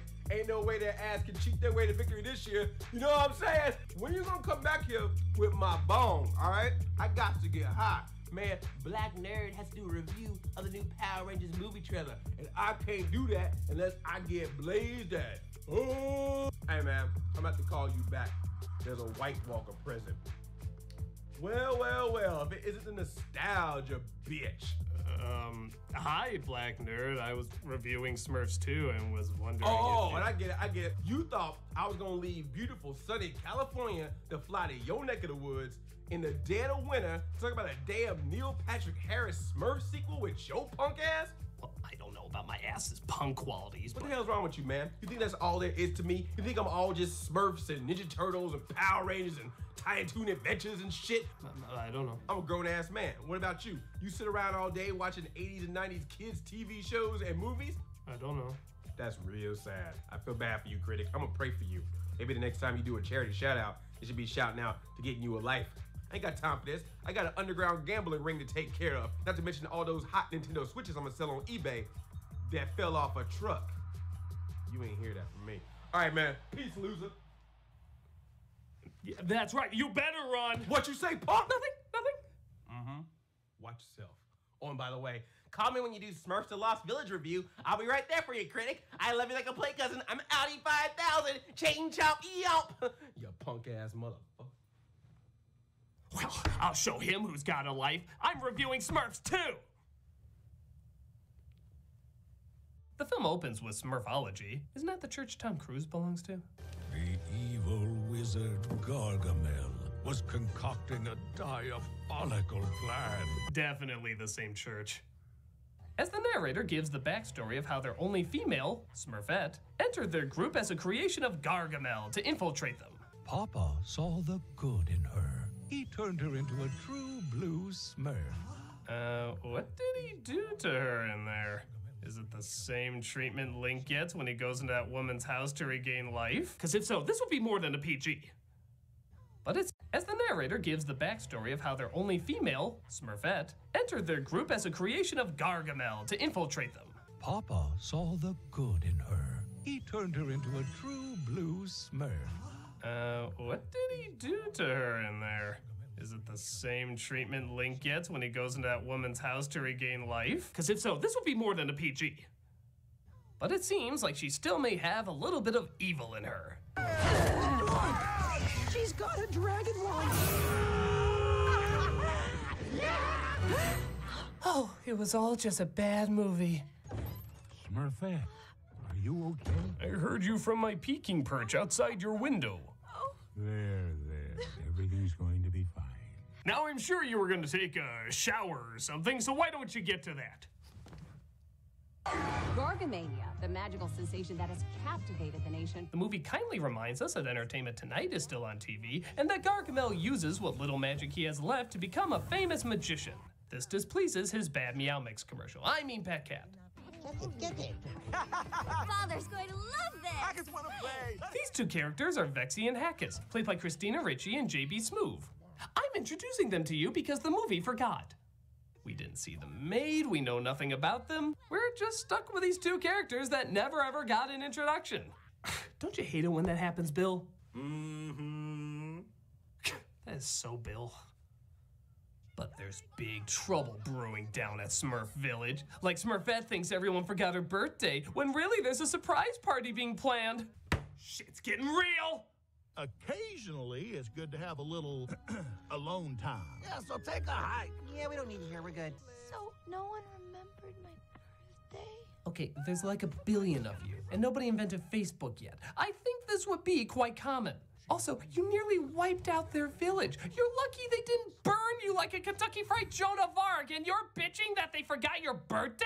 If blue privilege was a thing, you'd be the Violet Beauregard of it. Happy birthday, dear Blue. Speaking of Blue, that's the cruel name given by parents Neil Patrick Harris and Jayma Mays, celebrating his birthday with the arrival of Harris's stepdad. But Harris hates him because he's reasonably nice. And you must all be his friends, which makes you my friends. You're all getting hugs. Hey! You'll want him to leave. Just wait. I don't like this at all! There's nothing like the embraces of two proud Doyle men. I am not a Doyle man. No, you're the rough draft of Niles Crane. Regardless, we had to hate each other for some reason, and I still don't really see a reason. I'm going to present each and every one of you with a free corn dog. Oh no, he accidentally gave someone allergic to peanuts a peanut product. Okay, now he's a bastard. We sympathize with Harris. He shows up and he ruins things. That's what he does. You hand out treats, hugs, and compliments in hell where they belong. So Gargamel says he wants to kidnap Smurfette to figure out how he can make Blue Smurf so he can steal their magical essence to take over the world. And then the entire world shall bow before me. Huh, that seemed like kind of a leap there. It used to be he wanted to eat them, then he wanted to turn them into gold, then he wanted to increase his magic, now he wants to conquer the world. Jesus, he's gonna run out of things he wants to do soon. The entire world shall bow before me. And after that, I'll take up skydiving. I don't know, I'm just making this up as I go. So he opens a doorway to Smurf Village through, I bet you've never seen this, a portal in the sky. I've literally done so many of these jokes, I have a punch card for a free sub. Oh, thank you. and he sends Vexy to kidnap Smurfette.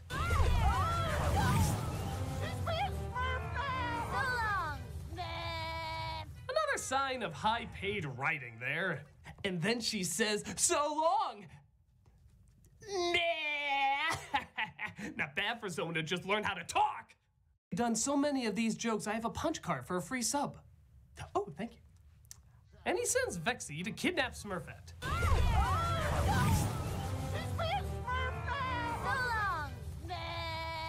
Another sign of high-paid writing there.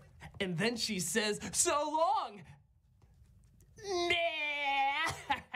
Not bad for someone to just learn how to talk. My powers of deduction lead me to believe that this is the work of Gargamel. Yeah, who else would be? You've shown no other characters or parts of your world. So while Papa assembles a team to go and save her, Harris is dealing with real troubles of his own.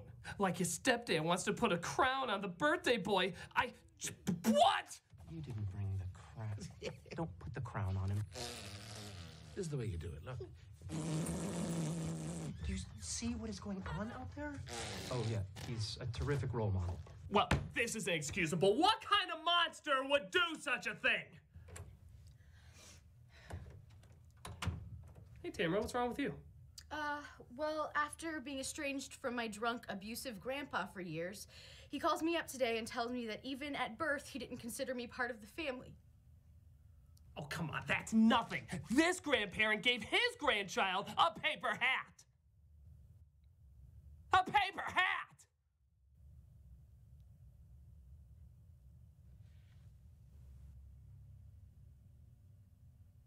So we also find out that he also gave away Harris's bird when he was younger because the stepdad was allergic. When my dad took off, he left Zeus, and I love that bird. Well, all the more reason to hate the bastard. Worst authority figure ever! But the portal opens up, and the Smurfs return to take credibility away from Harris once more.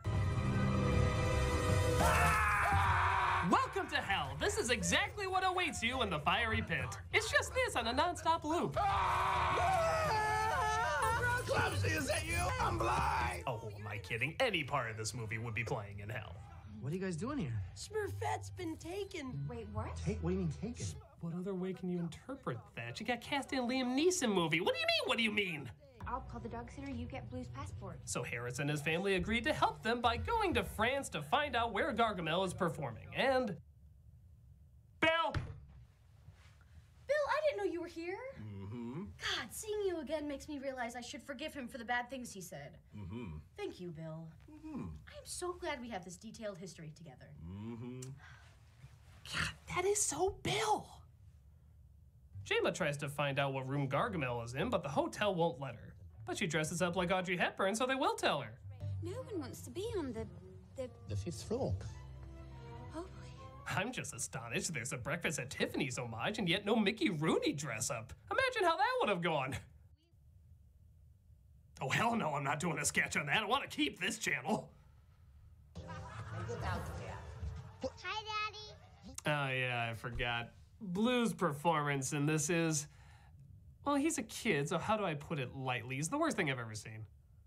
After every moment, you'd swear he screams, "Yay, I said a line!" Hi, Daddy.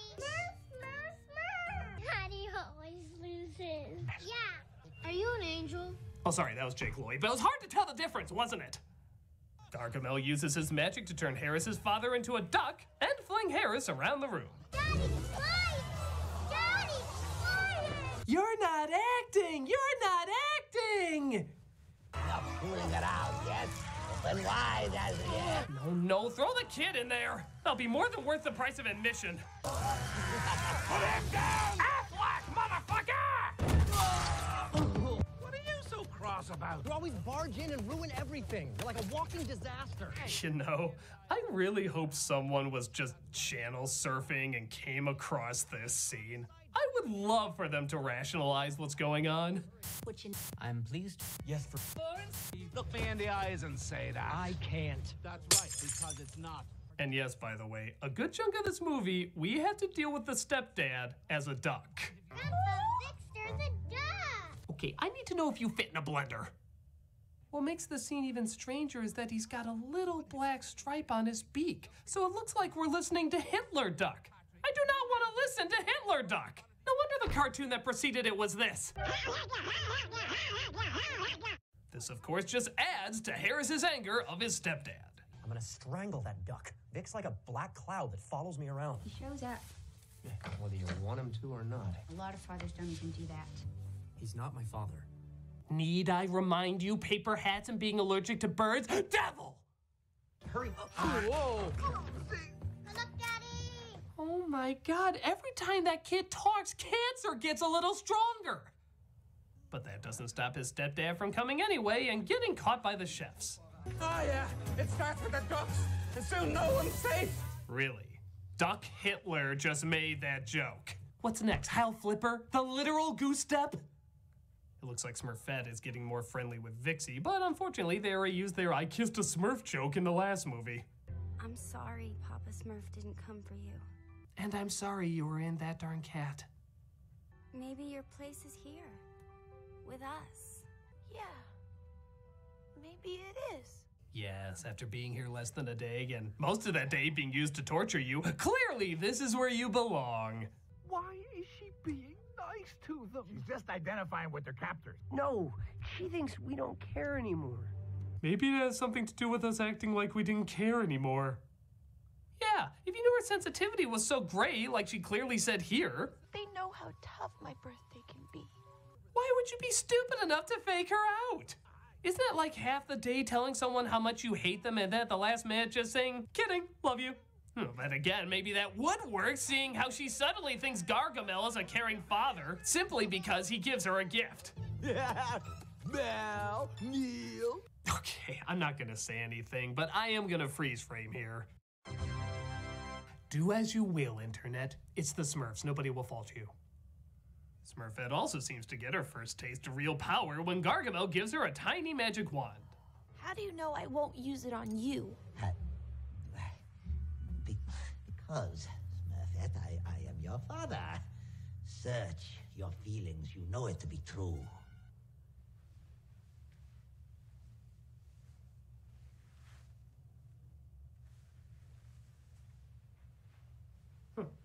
Well, at least he didn't do that. I have to admit, I do kind of like seeing her go a little sadistic now that she can. Sing the La-La song. Sing it! And you will know my name is the Lord when I lay my vengeance upon thee.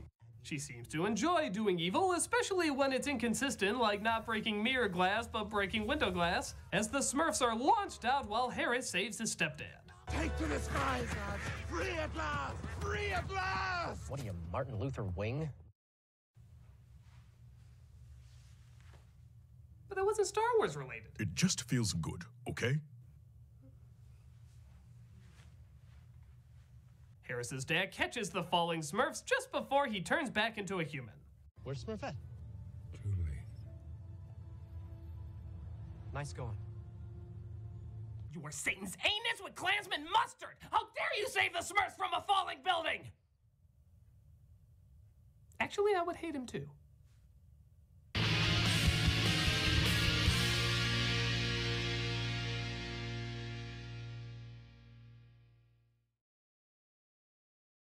What's up, everybody? Walter Benezek here from Awesome Comics, and I'm here with and Brian Porter. And this week we're talking about Game of Thrones Season 6. Is it the best season yet? We're going to answer that question on Awesome Comics this week, so go ahead and check out that episode.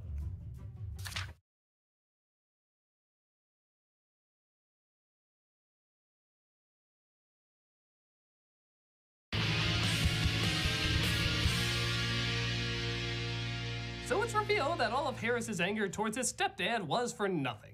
Oh, not because Harris was being a total heartless dick, but because the bird that was taken away from him as a kid wasn't because the stepdad was allergic, but because Harris was allergic. Your mother and I both knew that it'd break your heart to think the bird had to go away because of you.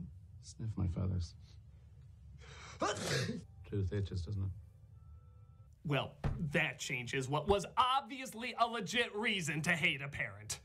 Why, that's almost as dumb as hating your family because they forgot to throw you a birthday party. Grandpa Victor? What do you think was the first take?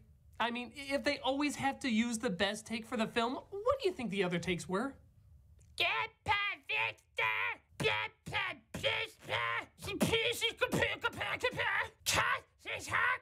You know, by take 43, I'd give up too.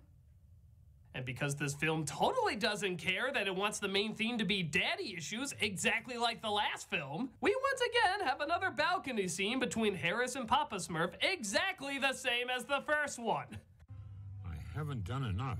Gargamel just made her, but you made her what she is. No one asked you to, you just did. That's a pretty special kind of love. Oh, well, still hate my dad. Off to botch this movie so bad they'll reboot it in a few years. But Gargamel finally shows his true colors and tells Smurfette that if she doesn't give the secret formula to changing the Smurfs blue, he'll let Vexy and Hackus die. I'm not seeing the downside here. I'll give it to you. Just beat them. Formula first. One hopeful thought. A dab of royal jelly. Weapons grade plutonium? What? A unicorn's urine? Oh, come on. A Smurfs movie with glowing reviews? Okay, now you're playing with me. The formula works, and he puts them in an evil machine to suck the life out of them to gain their essence. Hey, this might be a happy ending after all. There she is! Papa? Oh, Papa. I gave Gargamel the formula. But she saved our lives. So that's two stupid things you did. I so disown you. But they all get captured, and soon Gargamel is taking all of their essence away. Oh, what? No onions? I'm still not over that. What was that about? But Harris and his stepdad reunite and destroy the evil machine, resulting in, I'll give credit, a very pretty visual. Even shit can accidentally look beautiful sometimes. And the Smurfs are safe once again. Is this what happy feels like? No, if it's in this film, it's not what happy feels like.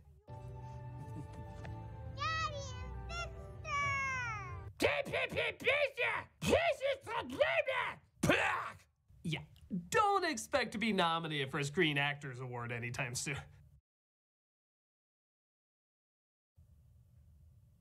That they grew up so fast. But that's what these Smurfs movies do! They take great talent and use them at their worst. Neil Patrick Harris is super unlikable in this. None of the actors are given any funny lines. Even Hank Azaria, whose voice is pretty funny and has good timing, still can't make any of this work. It's a bad follow-up to an already bad film, and I'm happy as hell it's the last one I ever have to watch for sequel month. I'm the Nostalgia Crank, and thank God it's finally over.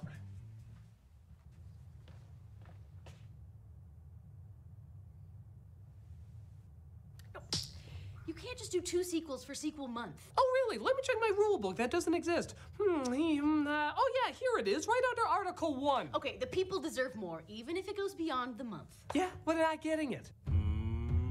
Oh, come on, Bill, don't give me that look. Look, I know what you're insinuating, especially after all we've been through. Okay, fine, I'll do one more, only for you, Bill. Isn't Bill wonderful? He is. I love you, Bill. After next week, there will be one more sequel review. Which one? Oh, you'll see.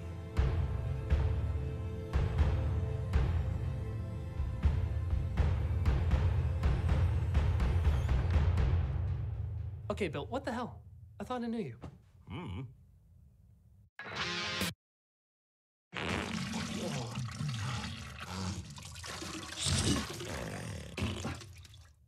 Hello, I'm the Nostalgia Critic. I remembered so you don't have to.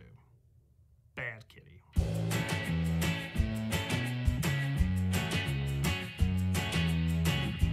We all know Bill Murray duped himself into Garfield 1 thinking one of the Coen brothers wrote it, but his contract included a sequel, and because audiences love to see this man punished, he got one. Garfield, A Tale of Two Kitties, continues the Garfield movie tradition of having practically nothing to do with Garfield. He dances, has a ton of energy, tries to help those in need, and looks like a hairy hallucination from Pink Floyd's The Wall. But he likes lasagna, so no difference? probably goes without saying that this film is just as bad as the first, but this is an analytical review series, so just saying "bite me, you clog of ginger pubic hair" probably isn't going to be enough. So let's take a look with greater detail, something the filmmakers obviously didn't do. This is Garfield, A Tale of Two Kitties. So it only figures the opening would be in crayon. I just assumed the whole script was written in it. The film starts off with a surprising narration from Roscoe Lee Brown, the narrator of Babe. Once upon a time, in an English castle, there lived a pampered personage. Oh, knock off the elegance and dignity bullshit. You're Garfield, too! Prince knew no other life than a life of luxury. Oh, did I mention that Prince was a cat? Yes, I'm kind of a bad narrator. Oh, did I also mention that takes place in the year 3021? You're fired! Oh, bother. So as you can quickly imagine, this cat named Prince looks exactly like Garfield and is obviously taking influence from Mark Twain's The Prince and the Pauper. If that's so, why is your title satirizing A Tale of Two Cities? In fact, why did the opening credits have fairy tales? None of these things are connected! This has less to do with Garfield than the rest of the movie has anything to do with Garfield! We then see our main character, Garfield, who's pretty athletic for being so heavy. You guys do know what a cat is, right? As he discovers his master John is going to propose to Liz the vet, who Garfield apparently doesn't like. Whatever happened to John? My metalhead guy, my dude. You were so much cooler when you wore a mullet. Now they're suggesting that John had a mullet. Did he? But Liz interrupts his big question because apparently she's been invited to go to England to speak at the Royal Animal Conservancy. Jane Goodall dropped out at the last minute because she's nursing a sick chimp, and they asked me. Ah, yes. Jane Goodall, Liz the vet. I totally understand this choice. That's like saying, what? We can't get Rudy Giuliani to open the 9/11 museum? We'll bring in Paul Blart Mall Cop. That's a fitting replacement. We do the smart thing. You moron. John decides to follow Liz to England, where we see the owner of Prince has died, and so a stretched Stephen Colbert reads the will saying who gets what. I leave all my worldly possessions to my beloved kitty, Prince the 12th. I, Prince, the new lord of the castle? That's right. Legality be damned. Cats can now own property and titleship.